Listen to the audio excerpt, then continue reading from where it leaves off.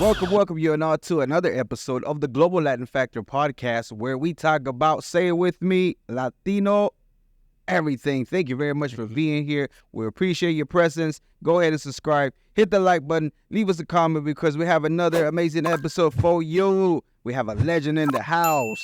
He is Mr. formerly known as Eternal, an artist, MC, done podcasting before. He's manager for G-Love, Animes, and Powda. Texas OG, also part of Latin Embassy, been part of Hate Approved as well, and now Nuwave Records, originally from Dallas, Texas, brand ambassador for Texican Clothing. Mr. Neva Die in the house. Hey, what's good, Crispin? What's up? I had to do the intro all over again. I had you here before. You'll be here before, and I appreciate it. But I'm like, let me just run it through one more time. All love, bro. All love. Appreciate it, man. Absolutely. So we're gonna do the preguntas al chile with you individually, but I added extras. You're gonna find Preguntas out. al chile. We're gonna touch your Puerto Rican side because I don't know if y'all knew this, but my man is half Puerto Rican, half white, Caucasian, white, Americano, gringuito. yeah. Ready? Tacos o tortas? Tacos. Corn tortilla or flour tortilla? Corn. Gorditas or sopes? Gorditas. Mexican coca or jarrito? Mexican coca. Agua de horchata, Jamaica, or tamarindo? Horchata. Now, this is one I'm going to mess you up. Bistec encebollado or tripleta? Bistec. Bistec. Arroz con gandules or mofongo? I never had either one of those. Yeah? This is a Puerto Rican dish. Yeah. We need to get you in tune with your Puerto Rican side. One of them is made out of plantains, and the other one's rice with, like, I believe it's a bean. Okay. So which one would you pick? Plantains or the rice and beans? Plantains. Yeah, me too. I tried to make them. It was a failure. Yeah. Couldn't make them. If y'all have a recipe for it, please leave in the comments so I can make some, because I really was craving some, and, you know. Okay, here we go. Salsa verde, salsa roja. Salsa verde. Churros o flan? Flan. Valentina, tapatio, cholula. Valentina. Conchas, the pastries, the green ones. The green ones, yeah. Okay. The brown ones, the white ones, or the pink ones? The white ones. We're gonna go back to the old episode. We're gonna put them side by side. Hey man, I evolved. See if your palate changed from the last time you were here. Yeah. Okay. I get tired of the same old thing. Right. This is a new question for you. What is a conspiracy theory that when you heard, you were like, man, that has to be true? What would that be?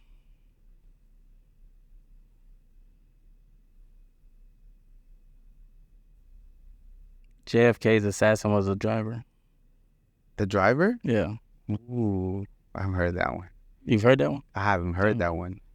The guy in Dallas too. To hold a pale horse, the book, the guy says it in there. He says that. Yeah. He is the one that. But how, though? He was... Because he knew... No, not the driver, but the guy that wrote the book.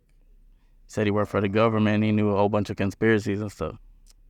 Ooh, that's an interesting one. Huh. Okay, so when you hear the word Latino, Latina, or Latinx, what first comes to mind? Unity. Unity. Same answer as last time. Yeah. Kept it the same. And do you care if you're called Latino? Do you mind? Do you prefer to be called something different? No, I like Latino. You like Latino? Yeah. You like the word Latino? Yeah. Awesome. Okay, so let's touch up on your Puerto Rican roots. Do you know how your family got to Texas? Yeah. Have they always been here in Texas? Can you just give us a little bit of the scoop? Well, my mom and my grandma and my tia and my tío, they're in Puerto Rico. Mm-hmm. And they ended up leaving my grandpa. So then they went to Cali. And then from there, my grandma, she got a job as a flight attendant. So then from there, they moved to New York.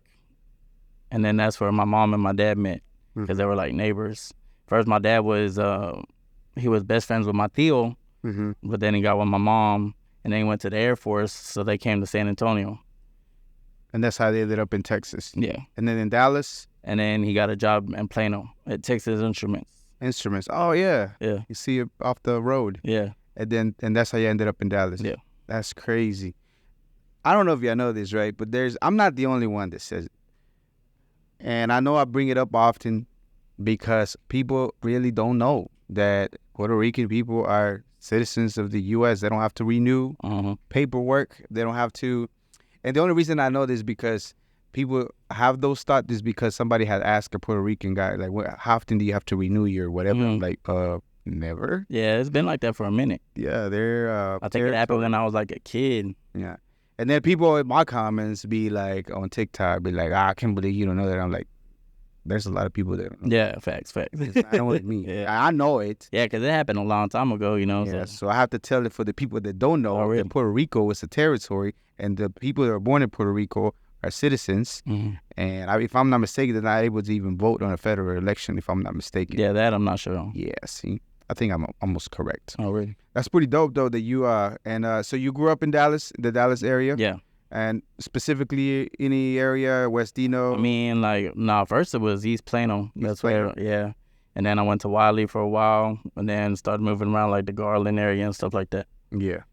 Okay, so let's touch back a little bit on your rapping. So when was it that the first time that you were inspired to maybe want to get into music? What did you see? Who did you heard?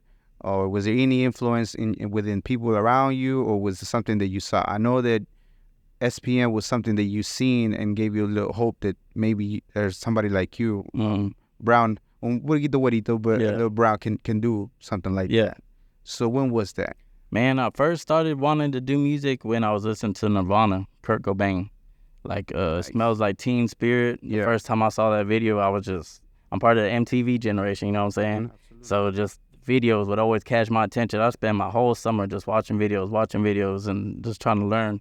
Listening to lyrics. I always loved lyrics. And then I first wanted to rap when I heard Tupac, All Eyes on Me. You heard the whole album and something in there triggered. Yeah, something clicked. And I didn't even listen to that much rap. I listened to a lot of Death Row releases like Doggy Style and The Chronic, Above the Rim soundtrack, all that. I buy all the Death Row albums. But when that album came out, I was like, yeah. So mostly you were first on MTV, like rock, but then when that change happened, that album dropped, All Eyes on Me, even though you heard a little bit of the other Death Row, this is the one that... Yeah. Any particular song that you liked about that album? Ambitions as a Rider, No More Tears. Man, there's just Shorty Wanna Be a Thug. There's so many good songs on there. What connected with those lyrics, those projects, the music that you felt more... Like, there was some type of connection to you that you were able to relate to that body of work? I think what I liked the most was the pain, but the confidence he had.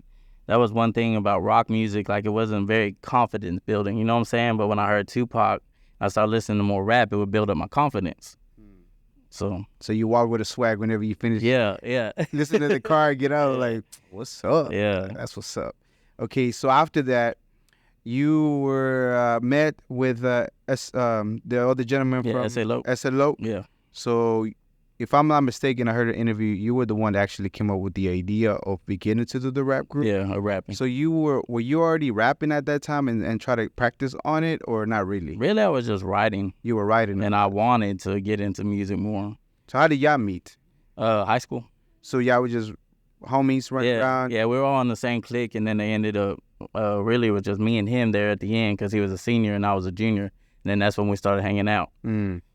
So y'all got together amongst the clique, and then all of a sudden, he wasn't really into the music, or was he doing music too? Nah, really neither one of us was, but I was like starting to write poems and stuff like that. Where'd the idea of becoming or creating a group or even beginning to dive into actually doing some rap come from? I'd probably say Master P. So when you saw No Limits and the way they were doing it, you said, I want to start a record label, So you wanted to go ahead and begin to do the whole record label. Yeah. And then you brought him the idea?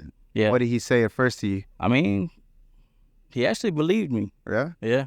He was the first one. And he never rapped? No. Ever? No. But you said... But then once I told him that he started freestyling all the time, he'd just always be practicing freestyling. Nice. Yeah. So he started freestyling, you were still writing, and all of a sudden now y'all get more serious and go invest some money buying some beats. Yeah. First we bought some equipment. You bought some equipment? Yeah. And so you wanted to record yourself? Yeah. Okay. And we were going to try to make beats ourselves and all that.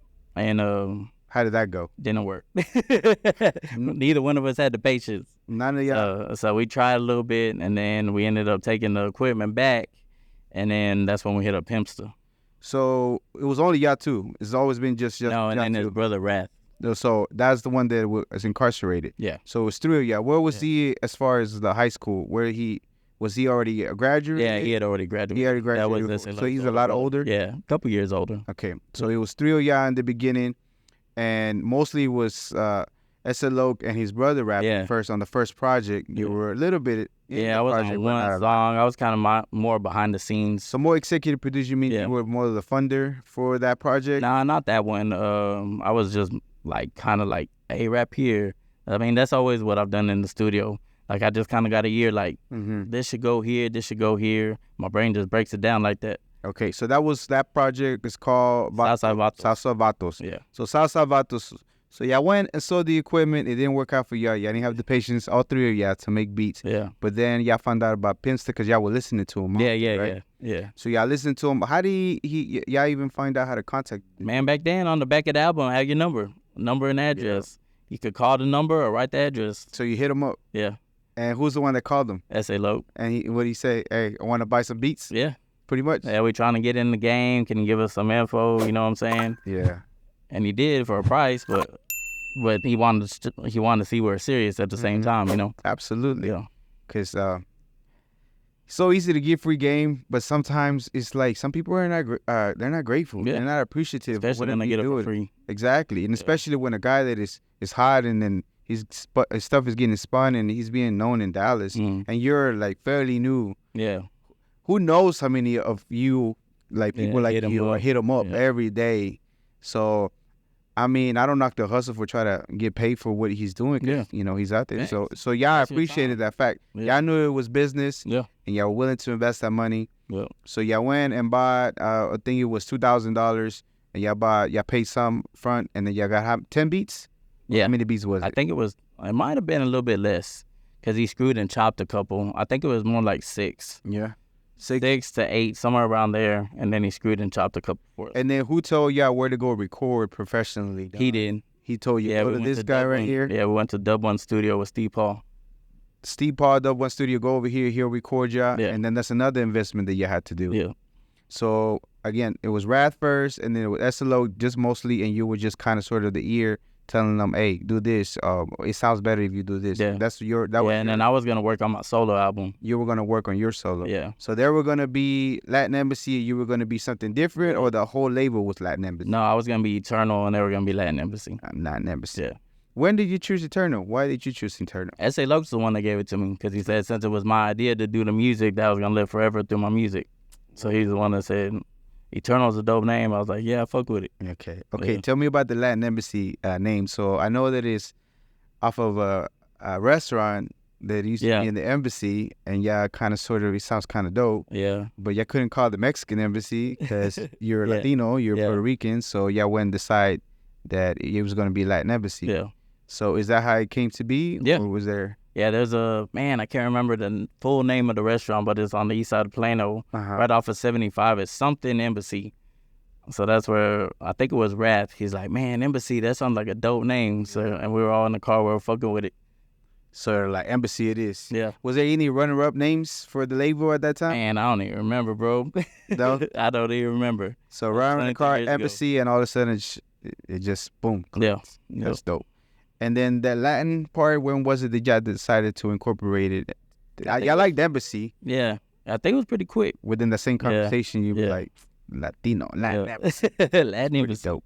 Okay, so at its peak, Latin Embassy, I'm talking about sales, I'm talking about shows, I'm talking about out-of-town shows, I'm talking about being known. How big did y'all get? Doing the 2000s to, was it about 2003 or so? Yeah, we're getting real big in the state of Texas, everywhere kind of except Houston. But that was kind of our goal. We'd always hit the small cities because they show the most love, you know, especially you say you're from Dallas, you say you're from Houston, they're going to show that love. So, we were on the road a lot. My bad, what was the question? You good. So how big was it? Did you say at its peak, Latin Embassy, how big did y'all get? I'm talking about, if you don't mind disclosing around a rough estimate of how much was it the money that y'all were making for show or overall selling the CDs out of the trunk, and as far as the biggest show that y'all got to do, And as far as just like overall in general in Texas, Okay. how big would you think y'all were within the mix of all the rappers that were coming up in the 2000 to 2003? I mean, a lot of people were saying that we were gonna be up next after Dope House, after Latin Legacy, after Shut 'Em Down, and then that's kind of where we're a little bit placed. Mm-hmm. But like I said, Houston was the one market that we didn't get into, and that was such a big market. What was it that y'all were not able to break through Houston? I mean, I think a lot of Houston is homegrown love, you know. So Houston represents Houston heavy. did y'all made an effort to try to collaborate with some of the people coming out? Yeah. And then We did a lot. Like we did the track with Baby Bash, which was one of our biggest songs. We worked with Rashid. I said worked with Low G, and then back then we were mostly doing Dallas artists when we first came out. But like we did the track with Baby Bash, and especially once we went solo, we started working a lot more with Houston artists. And that was closer more towards the end. Yeah, that may be the reason why it just didn't catapult you to the next level. You think? Yeah, I mean, we just stopped. We kind of split up, so that kind of stopped all the motion we had. All right, so let's go back. What is the most that y'all think y'all have made? That's Latin Embassy as far as money wise. I mean, in a weekend. In a weekend, or maybe y'all did the math in a year. I mean, because we usually sell about 100 CDs easy every weekend, and that's like about on $20. Sunday. Yeah. From 15 to 10 to 5, depending on the city. Like the smaller cities where we weren't known, didn't have radio play, we'd sell it for 5 there. So that way we could spread it out. And we'd have the headphones and all that, put it on their ears so they could check it out. Okay. And then as far as the biggest show that y'all did? My favorite one, I'd probably say was Artist Square for Can to Win. That was one of my favorites. The Latin Energy Fest? Yeah, Latin Energy Fest. Yeah. And then in Midland, Odessa, we used to do some badass car shows over there. Yeah. In November. What is the biggest crowd that you think y'all seen? I mean, back in the day, it'd be like at least 1,000 easy. 1,000 easy. Yeah.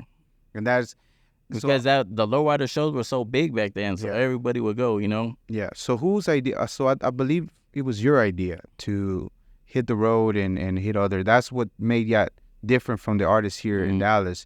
They were hitting the road, hitting the smaller market. Really? I think that was S.A. Loke's idea. Yeah. So what he saw that you feel like it was like, damn, we need to go. There might be more potential over there for us to sell. Because I know he has an entrepreneur mentality. He sees opportunity as far as making some money. And then even though Dallas was doing good, if he wanted to expand it, it's only obvious that it would be the road, right? Yeah. So you know where he get the idea? He got the idea? I mean, that's what... I don't know exactly where, but I know he definitely wanted to expand. Yeah. So y'all started, what was the first out-of-town show that y'all do? Ooh, that one I don't even remember, man, to be honest with you. But we'd hit up San Antonio all the time, Houston, of course, Midland, Odessa, Wichita Falls, Waco, all over. Yeah. Corpus Christi. Yeah. And then why did y'all wanted to do the shows, the lowrider shows? What made you want to be in that area? Especially a lot of shows SPM was at, because you knew if SPM was there, the crowd was going to be there. The people were going to come see SPM. So y'all were kind of sort of mirroring the path that he was doing as far as the shows y'all were hitting. Yeah. And then sometimes y'all will perform, or sometimes y'all would just go and be in the parking lot selling CDs. Yeah. And here and there, sometimes y'all got a show. Yeah. And then y'all got paid for the shows too. Yeah. That's dope. That's badass. So I miss CD days, man. You know what? A microwave rollie still says profitable. He sells merchandise, at least shirts, out of his trunk. Yeah. Like often. Yeah. And a lot. Yeah. And he still made a good point that some people still have. I know the technology is beautiful. I know everybody has smartphones, but some people, whatever, they don't change their ways as far as a CD. Especially the smaller towns. So I needed to clip that part. I think I did a little short that said, like, you know, they have a certain year of a car and they need a good CD. He's the one to provide it. Already. So and I still got DVDs too with like all my videos and stuff. Yeah. And a lot of lowrider people like those. They have screens. Yeah. So they can show still. So do you remember your first show that you ever did with Latin Embassy? Where was it? It was at the Lick. Rest in peace, Big D. Yeah. It was a club? Yeah. It was an after-hour spot. After hours. So what time? Till 4 a.m. So when did y'all go in, and how big how was the crowd? It was about 3 a.m. He usually had performances like about 3:15, and it was a nice crowd, man. Big D always do the best after parties. They'll be packed. First it was the Lick, then it was Suavemente. Yeah. Yeah. So y'all hit up. How long did y'all perform for? Did y'all do a couple songs? Yeah, we did a couple songs. Back then, songs were longer. They'd be like 4 or 5 minutes long. Yeah. So you do like 3 songs, 15 minutes, something like that. So how was the crowd? It was cool. They loved How it, did man. you feel to hit the stage the first time and be in front of people? I don't know if you were ever shy or not. Yeah, I was always really, really shy, so I didn't know how it was gonna work out. Yeah. So I was nervous. Then I started rapping, and all my fear just went away. I was like, "This is what I'm supposed to be doing with my life." Yeah. Just like. And I was always really nervous, really anxious, like. So it was crazy. Once I started rapping and I just felt free, I was like, "Yeah, this is my purpose." Yeah, that's dope. That's badass. So if you don't mind me asking, just for the fact of if another rapping crew that's coming up, young crew, that might be able to learn from the things, the reason why y'all broke up, is there a particular reason why y'all broke up? Looking back, it was maybe not the smartest thing, or maybe we could have been avoided if something else was done? I mean, even Baby Bash had told me, like, he's like, "Bro, don't leave from Latin Embassy." He's like, "I heard you gonna leave." He's like, "Don't leave from Latin Embassy because it's gonna be 2 times harder to make your name again." And I was hard-headed because we just started Latin Embassy and we were succeeding. So I was like, I could do it again. It's going to be easy. Mm-hmm. But it wasn't. Because now you got to rebrand yourself, market, and you got to get everybody to know Eternal. Mm-hmm. And before everybody knew Latin Embassy, Candy Coated Records. So, and then that's when I had my first son. So it was real hard with funds and stuff like that. That's when everybody started downloading. So it's like a perfect storm hit, just like a perfect storm hit for us to blow. Yeah. So what was it? Why was the reason that you wanted to leave? It was just because you were starting a family, more focusing on that, or what was it exactly? Yeah, we both kind of started focusing on our families more. So it started growing apart. It wasn't like y'all had a fight or an issue. I mean, we had a little falling out. It was some bullshit. Am I getting too personal with it that you don't want to share? Well, I don't want to say what it was, but we did get in an argument. And we're both being prideful and hard-headed, and I respect it because I don't want to put his business out there. He's not here either, too. Yeah, but it's good that. Hello, we're jumping in just to let you know to make sure you subscribe and hit the notification if you are enjoying the podcast. Thank you very much. And now back to the episode. If y'all was to do it again, based on Baby Bash and different people saying not to do it, like it was cool that y'all were able to now see it and be like, man, it could have been a little different. Yeah, but. You never know either because, like you said, the digital wave was coming, downloads and everything. So who knows? Yeah, and that was the dark years, man. Nobody wanted to put albums out because it wasn't profitable at all. There wasn't streams or anything. So nobody was hitting the streets. There was probably no trunks. So many people started retiring and getting jobs and And then after that, you started making your way to Houston with Hater Proof. Was that around the same time? You took a long break from music? Well, no, I went solo for a while. Yeah? Yeah, I went solo here in Dallas. I did pretty good. And then I started to retire. Yeah. So Candy Code, what was the name of the record? Candy Coated Records. Candy Coated Record was the one for Latin Embassy. That's the actual record label. Yeah. And then did you start your own label? I started Neva Die Records. Neva Die Records. Yeah.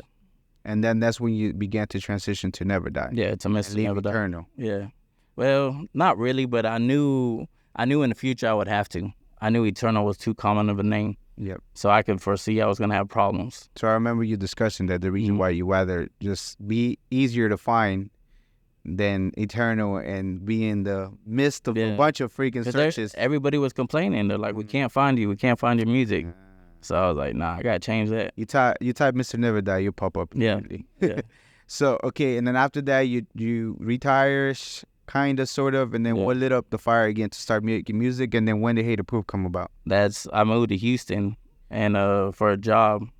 I was kind of stuck in the country. I was living out in Canton, and I couldn't get out of there, man, because anywhere I would get a job, I'd have to drive. And then I wasn't going to make a lot of money there. I had 4 kids, one on the way. So I was kind of getting stuck. So I went to my friend's house in Houston, and he was telling me he had a job opportunity that was probably going to come up. So he got me in and helped me out. So I moved out there for work. And then I kept talking to Big C's. He had the Hater Proof shop open at the time. And then he told me he was working on a track with that boy T called Fast Life, Slow Music. That boy T? Yeah. And he got me on the track with him, and that's when it started sparking up again. So, and then after that, you joined shortly after with them, or you did a couple projects with them before they? Yeah, I did. I sure wasn't sure after that song. Then I went to Abilene. My boy Poetic Thug brought me out there. We did a show with Gemini. And then I started getting a little bit hungry. And then my boy DJ Ao, he had me come out to San Diego. So I flew out to San Diego. I stayed with him a couple weeks. And we started working around in the studio. And that's when I really started getting inspired. I'm like, yeah, I want to come back. Yeah. Yeah. So what was it that he took you over there for? Just to show you around? No, because he stayed over there. Yeah. So he was going to take you to do some music stuff over there? Yeah, and he has a studio, so he told me to come through and just work. Yeah. Did you do any projects over there while you? We did a couple songs, but we didn't release anything. Yeah. I was going to try to do a mixtape while I was over there, but I was too rusty. You were too rusty? Yeah, It took a minute? Yeah. Were you still writing during this brief retirement? You weren't doing nothing? No. Like music was out of the question? But my brain always has to have things to think about. So I noticed like I'd get real into basketball. And I start learning all the stats, and my mind is very obsessive. So I start just wanting to know information about basketball. So it's kind of what you're saying. It's kind of annoying to the person that loves me because my mind's always going on different statistics and things like that. I always want to know more. So it was the same thing for music whenever you went to. It was an excessive thing to learn the craft, to learn how to write it, how to structure it, lyrics, everything. Yeah. That's crazy. And then I got into fishing. I got obsessed with that. so you're just an obsessive person. Yeah. And then after that, shortly after you came back and the conversation started flowing with Big C's about joining. Yeah. Did they invite you? Did you invite yourself? They invited me. They said Big Caesar did a song with Kid Frost that day, and he invited us all to the studio afterwards. And then we just started talking about it, and he's like, "Yeah, I think I'm bringing Hater Proof Click back." And then they asked if I wanted to be in it, and I was like, "Yeah, I'm with it." Yeah. And how long did that run go for? Maybe a year. Me and Big C's were working on an EP together, but then that's when he switched to Christian music. And then you were not feeling the Christian music at that time? It wasn't your lane? No, it's not my lane. Yeah. And then I really would have to change my complete life and make sure everything was right for me to do something that important, you know. You're not disqualifying it, but no, it's just not for you or whatever. And you wanted to respect what he was doing because it wasn't what your mind was at. It was dope. And then after that, now we find ourselves in the present time as far as you doing music, continue to do music, work on music. Yeah. Okay. And then you began doing... That's when I started Mr. Never Die. Yeah. After that. Mr. Never Die. And then you began to connecting with different people. And then you met G-Love, met Animes. Yeah. And I noticed I was complaining a lot. You were complaining a lot? Yeah, as a rapper, I was like... For what, though? My career would take off if I had this. My career would take off if I had this. So that's when I finally like, you know what? I'm tired of complaining about it. Let me try to be something different. Let me try to start putting on shows. Let me try to network with certain people and get them to collab together and things like that. And that's when I think my career really started to change. Because then I wasn't just worried about myself as an artist. I was more worried about the culture and how we all could grow.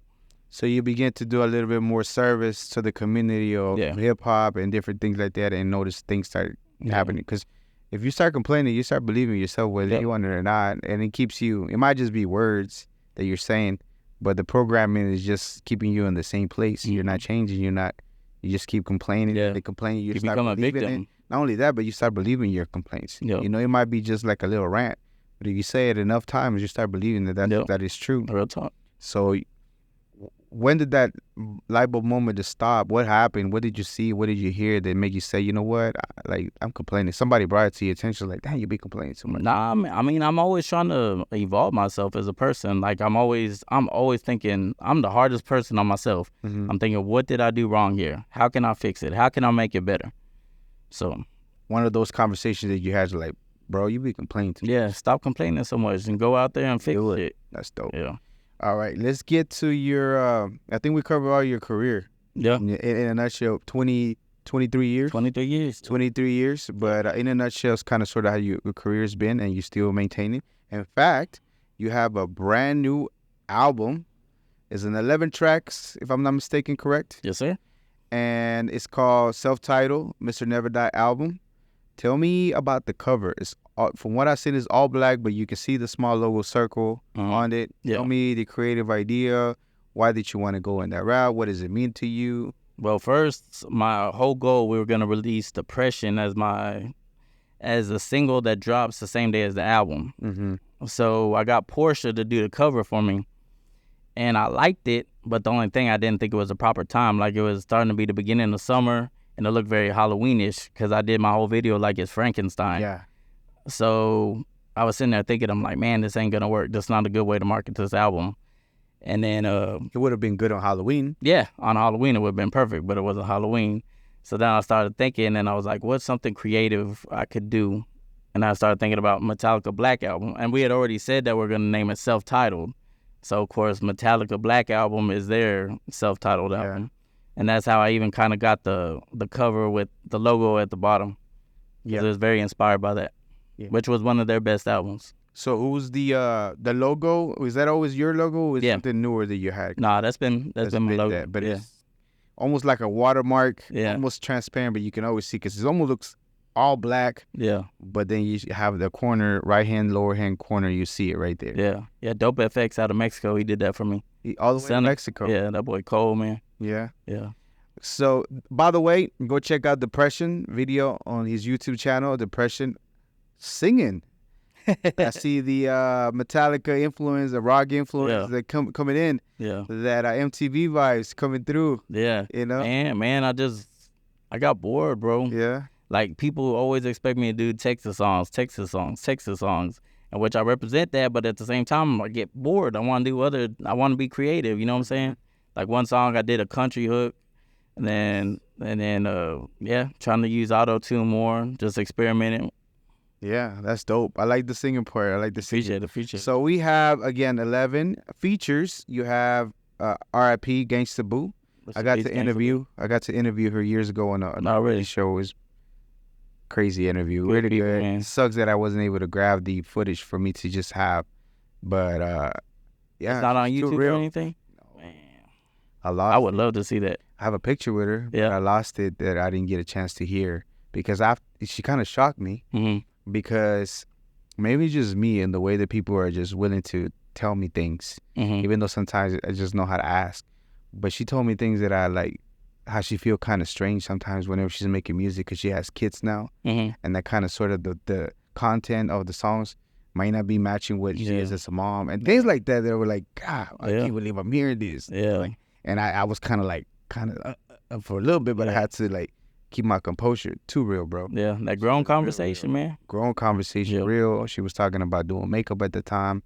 It's dope. So you got a feature with her. Yeah. And it's on your album. And then you have another legend in the game, Powda. Miss Powda. Yeah. Yeah. How did that connection come to be? Well, actually, let's go back and we'll go back in Powda. Okay. How did Gangsta Boo feature come to be? Man, that was another thing. Like, when I listened to Tupac, All Eyes on Me, one of the first albums I listened to is 3 6 Mafia, Mystic Styles, when I started getting more into rap. Yeah. And then I got high with my homeboys, and then we went back to their crib. We were at the basketball court. We got high. Then we went back to his crib, and he started playing that Mystic Styles, and it was just Gangsta Boo grabbed me from the beginning. So I always wanted to give homage to her. So that's why I got a feature from her. Yeah. Yeah.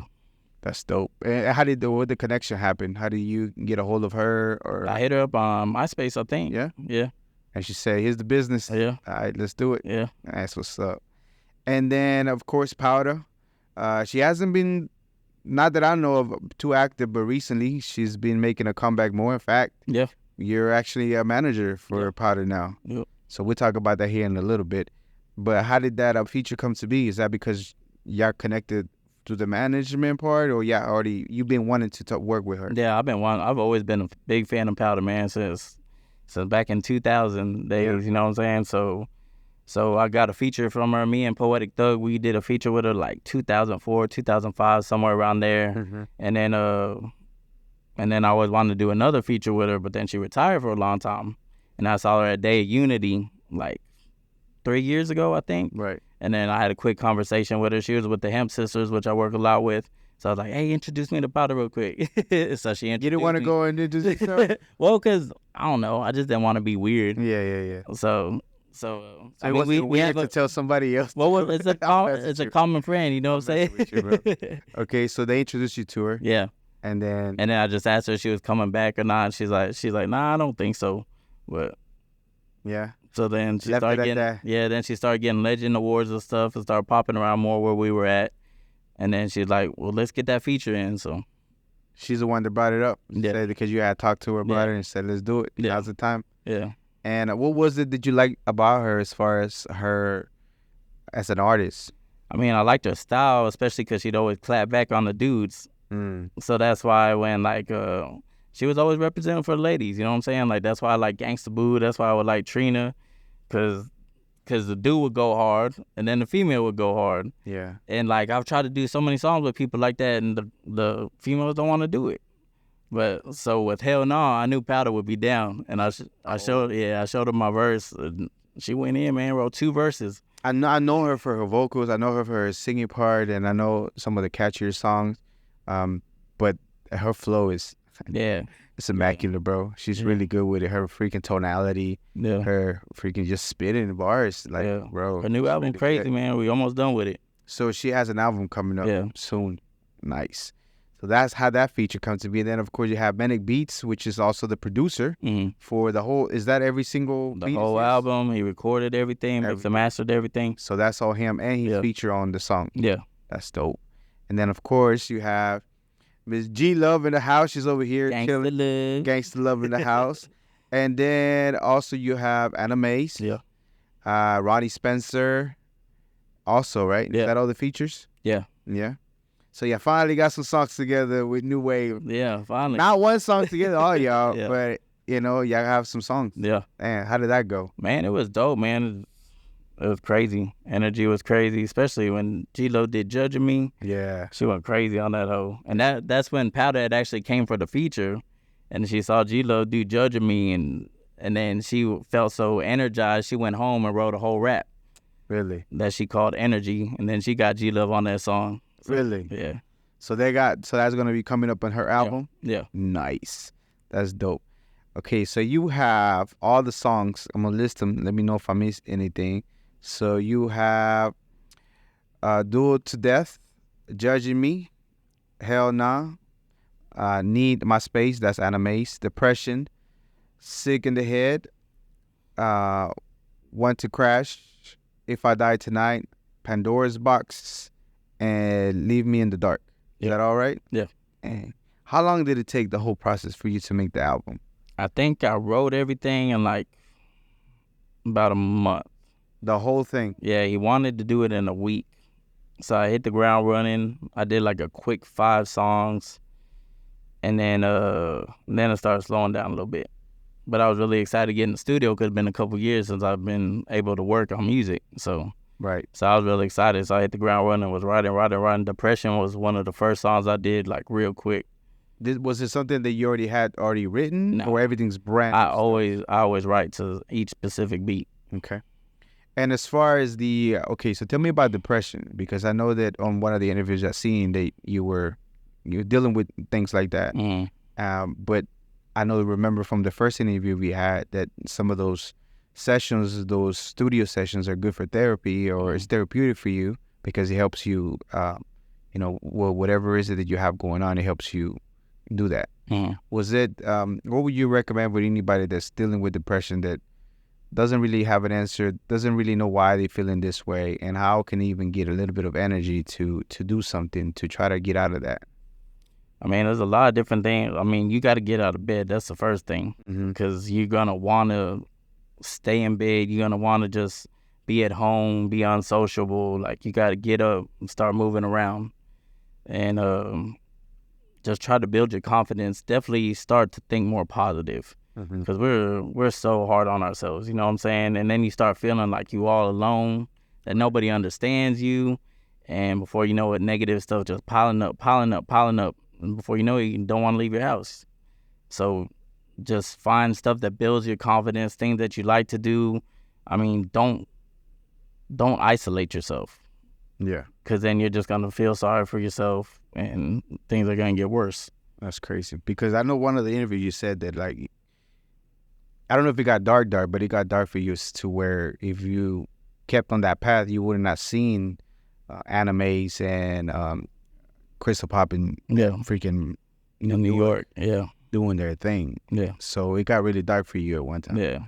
And did you ever know the reason why? I don't know how depression works, to be honest. I feel like I probably dealt with it a little bit, but do you know some of the events that led to you being in that position that maybe you could have avoided to, just not having to go through that? I mean, it was just like a series of unfortunate events just kept hitting back to back to back. And then it just kind of felt like, man, is life ever going to be different than this? Like every time I come up, am I going to get knocked back down? Yeah. And then start over again, and then start over again, and start over again. I'm just tired of it, man. I'm tired of people feeling betrayed and things like that. So, and though those led to this, but fortunately you were able to release a full album. Yes. And was that very helpful for you to be able to be in a better place? Very, very. Yeah. And it helped my mindset a lot because I got to let it out. I got to let all that built up, just nasty shit out, and then talk about it, think about why I felt certain ways. I mean, sometimes I'm my own therapist, I just got to talk to myself and understand, why do you feel like this? Because nobody knows me better than me. So I go back to my past. Why does this trigger me? Why does this do this, So after this full session of this album, what did you find out on the other side about yourself that you didn't know? My resilience, which I do know, but still. Sometimes it's clouded by other things. Yeah. I mean, it's like, that happens. Yeah, it's like you fall in the hell, you fall deeper and deeper in there. And then you got to find new ways to get out, And each time the path gets longer and longer. But that's why you got to forgive yourself. That's why you got to forgive other people. And you got to learn how to move on from things. Absolutely. You're right. I mean, I know you're all about unity, and I sometimes feel weird about it. But I know there's 8 billion people, right? It's kind of crazy for us, all of us, to unite. But you had the right mindset as far as previously before the like-minded individuals. That's why there's certain people that are lining up with the things that you do. Yeah. And unfortunately, even though you want to keep all of them, it's just not everybody was raised the same. Not everybody has the same ideas. Not everybody has the same principles. Not everybody has the desire to be that. And maybe they're just about themselves, even though they might portray themselves something else. Eventually, you weave all them out, and then the unity will be within the people that are like-minded like you. They have the same feeling, the same desire in their heart for you as you have for them. Yeah. Because we can't all be united as much as we want it to be. It's just not going to happen. It's just crazy as it is. But I feel like if I say it enough, like-minded individuals are going to find me. There are, and they have so far. I mean, last time you came here, it was you, Anime's G-Love, and then Powda was in there, and now Powda is here. And then the producer you've been working with, I don't know if you were working with at the time, but somehow y'all ended up together. And then everybody else is around you that's kind of sort of aligned together. So that's pretty cool, man. That's pretty dope. Appreciate it, man. And how was the selection for the beats? Was he making them in the spot, or he had a? That was the fastest I ever picked beats. Really? Yeah, really. It was just like the first 8 he showed me. We started working on it. Boom! I want those 8. Yeah. But I really wanted to do something different. At first, we had talked about doing a half rock, half rap, but then everything just kind of merged together into one, which was really cool. Yeah, because you have a little bit of everything. You're right. The whole 11 tracks, you get a different feel about different things, and then you have the powerful ladies on the tracks too. They go in and do their thing too, give it a different flavor. Yeah. So it's amazing. Go check it out. So for anybody that wants to stream your music, where can they go find it? Man, it's everywhere. Everywhere. Spotify, Apple Music, YouTube, Amazon, everywhere. You name it. And it's Mr. Neva, Neva. Yeah. Die, self-titled, and go get it. You can't miss it. Is pretty much like a black thumbnail with a small logo on it. You'll be able to tell it's yours. Yeah. That's dope. So congratulations, bro. Appreciate it, man. How was the you had a release party? Yeah. You had I didn't get it. I didn't get it in, but you had a release party and you had a very exclusive. It was only a few people that were invited. Can you tell us about that night? How did it go, and who were the ones that were in attendance? The one in Houston? Yes, the one in Houston. Man, we had a whole bunch. Tommy G came through, so that was the first time him and Powda have seen each other in a long time. Oh, wow. Yeah, and like over a decade. Shadow was there. Man, it was just a whole bunch of love. Those people from Most Hated there. There's a bunch of the OGs came through. So Young, what's his name? Though Young. Though Young. Yeah, Lil G was there. Howard Yella came through. Nice. Powda. And that night just consisted of them playing your track, or you just mingling, interacting? Everybody performed. Everybody performed. Yeah. Yeah. And what was the venue at? It was called Treble. Treble. Yeah, Treble VIP. And then you had another one at another place, another release party? Yeah, then we did one here in Dallas at Nubius. Yeah, and how was that? It was dope, man. Yeah? Yeah, G-Lo killed it, man. She jumped on the picnic tables. Everybody was showing her love. I didn't get anybody for that either. I want a personal name. I want to see it on your social media. I was posting it and posting it and posting it. Nah, no, but screw that. I want to get a personal invite. Come through. Nah, I probably was doing something, bro. But yeah. I don't doubt that.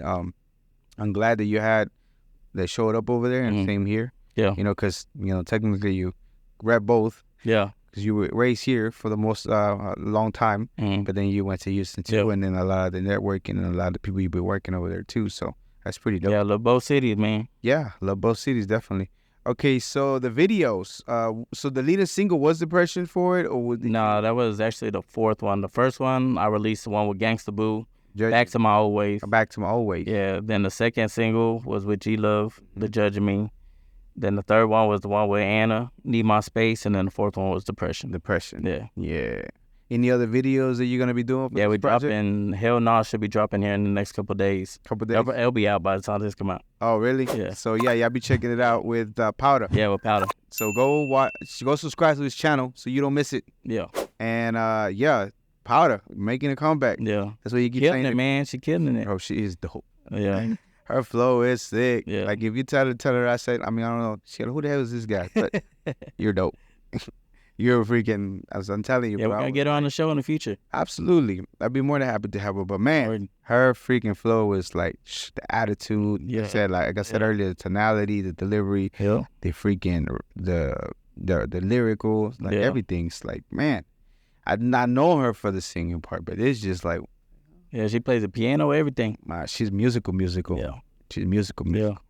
Okay, so I see that you released the actual album all by yourself. There was no distributor. No. It was all through CD Baby. Yeah. Yeah? What was the thought on that instead of going with, another one that you worked with before or any other distributor out there? I mean, we just felt that was the right move to do this time. Yeah? Yeah.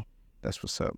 And you're, again, good luck on the project. I appreciate you breaking it down.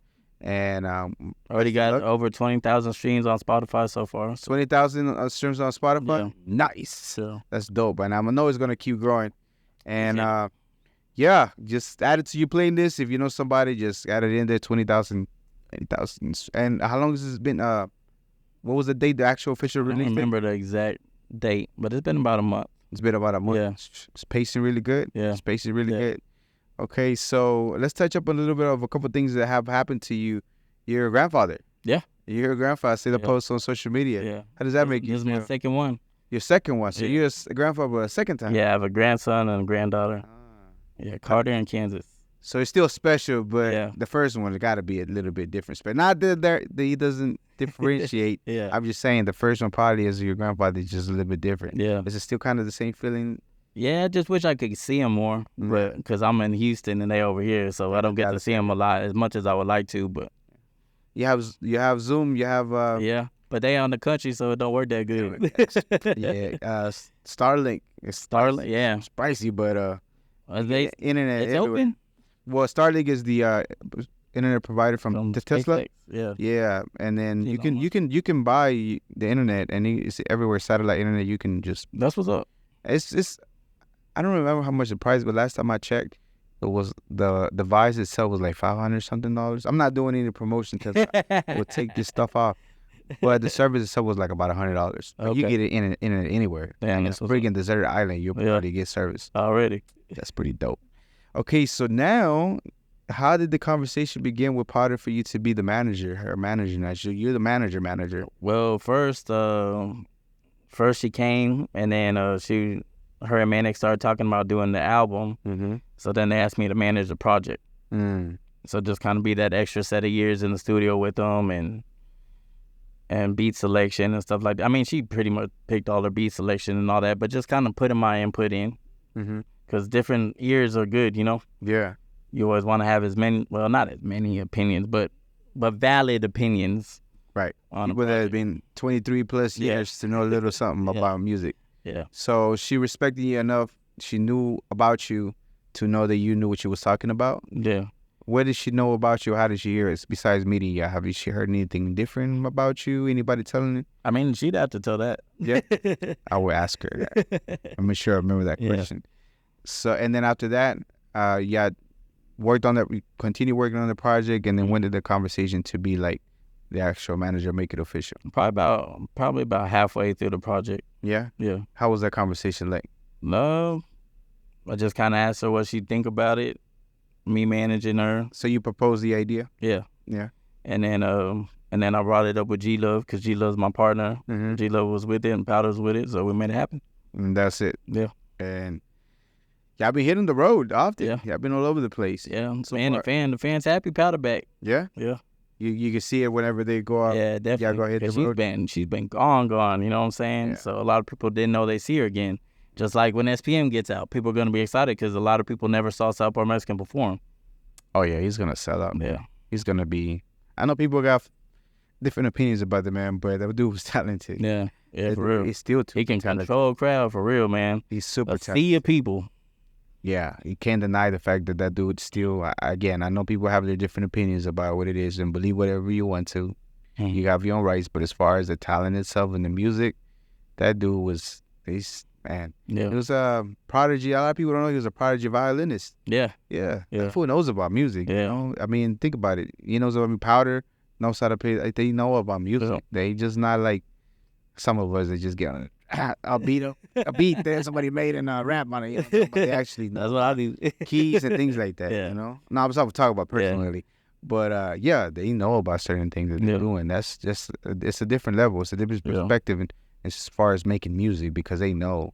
You know, I think he kind of sort of, SPM also played the piano a little or something like that. I know he produced a lot. Nah, yeah. Yeah. That dude was a beast. But hey, yeah, I don't doubt it. He's going to sell out. Yeah.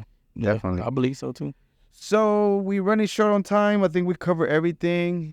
Looking at my time. Oh, we have a Amber Alert. Uh-oh. Hope everybody's okay. All right, real quickly before I let you go, thank you very much again for coming out. I know you were here, but it's still a long-ass drive. Yeah. And I appreciate you here. And again, Appreciate you having me, bro. Absolutely. It's a pleasure. I told you the last time. I wasn't kidding when I said to come through whenever you have something going on, and I'll be more than happy to make it happen. Already. And all your social media, where can the people find you at? Man, everything Mr. Neva Die. TikTok, Instagram, YouTube, MrNevadie. Mr. Neva Die. Any shout-outs that you have? Man, shout out to Texican Clothing, brand new brand ambassador. Shout out to G-Love, Powda, Animes, everybody. Everybody, your producer? Yeah, Manic Beats, yeah. All that. Before they come at you, hey, bro, love you, Tia. Shout out to Corazon. We had an interview. It was pretty dope. And much love to Crispin, man. Appreciate you, bro. I got you, bro. I told y'all. I don't be playing this stuff, man. I do with everybody. Okay, so what is an important lesson that you learned doing the music business or the entire music business that you've done, or even just the music, the business that you would tell your younger self that will help somebody else? Man, just believe in yourself, believe in your gut. Don't listen to what anybody else got to say because they don't understand what you're trying to do, the things you're trying to accomplish. So just keep moving in your purpose and quit doubting yourself so much because you know what you're doing. Absolutely. And normally, this is a different question. You want in, and y'all didn't ask that question when y'all were here, but I added extra questions. Okay. So normally I wake up, or during the day at least, I remind myself of a guru that I heard is like, I'm not immortal, I am mortal, and I will die one day. And that's not to scare me or terrify me that, you know, I'm going to go. It's just to realize that I'm not here forever. Mm-hmm. You're going to be here forever because you'll never die. But I'm not. But that's just to make me realize that, you know, it's a blink of an eye and we're not going to be here. And so I remind myself of that. With that, after everything's said and done, I wish you a long, prosperous life and successful. However, when everything's said and done, what do you hope people will think or feel about your life or think about your life? that I helped out as much as I could, that I tried to help elevate things, just be a kind person. Kind person. That's amazing. I appreciate you very much being here, man. I really do truly appreciate it. I know that we keep thinking each other, but it is, as far as you like being a kind person, a nice person, and willing to be able to connect with people, you know, and I'm pretty sure you have your issues with people that don't see it that way or want to profit out of the equity, the sweat equity that you put in, but that doesn't discourage to the fact that you continue to work and help people. And I think that you're from the time that we met and we talked to now, of course, you know, you're being moving around and, you know, getting to the right people so that way you can, you know, at that time you were not even doing a project and now you have a full project. Yeah. So it's amazing to me that you are able to not only manage and move around and still wanted to connect with people because that's your desire to be able to have a project out. And of course, you know, with everything being so easy and accessible now online, that it sucks because you can't sell CDs to try and get profit out of it, but it's great that you're able to touch the masses all over the world. Without a doubt, Mr. Never Die 23's in the game. You're a global Latin factor. Thank you very much for being here. Thank you, brother. Appreciate it very much. This was another episode of the Global Latin Factor podcast. Remember, we are just like you. We are people. We are the spice in this melting pot that it is the world. Till next time. Peace. You are still here. Thank you. Thank you very much for checking out another episode of the Global Latin Factor podcast. Make sure you subscribe, hit the bell. Every subscription, every like, every comment helps us a lot, and you are really appreciated for that. Thank you. You are bringing awareness to more Latino content, more Latino people that are doing and fulfilling their dreams, and for that, we appreciate you. Thank you very much. What is de la Vigo? Walks like a pero but in fact is a flamingo. Coming to Havana and reach from Puerto Rico. On a pirate ship, he don't know where do we go. The birds of the jungle chasing fortune and fame, but Juan is flamingo is not walking the same. Palaje de la flauta and banana.